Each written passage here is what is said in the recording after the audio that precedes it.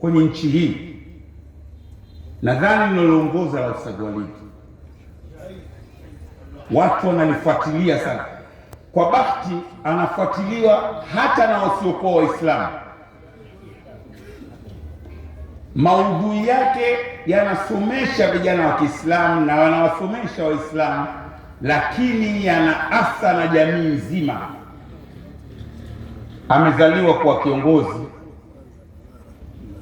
tutaendelea kumlinda, kumhifadhi,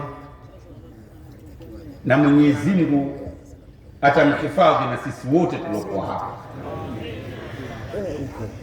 Mwisho niwaombe vijana wenzangu, msihadaike.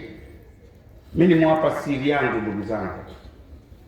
Wewe ukiona sehemu haji kafanikiwa, sina jambo lingine lolote isipokuwa Mtume Muhammad sallallahu alaihi wasallam.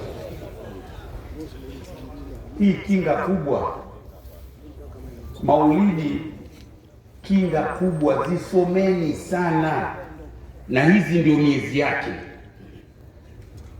Mtu yoyote mwenye madarasa yoyote ana hadhara yoyote ya Mtume Muhammad sallallahu alaihi wasallam asisite kunialika. Na mimi si mkaaji wa maeneo makubwa hapa, kuna wanachuoni, mimi sio mwanachuoni.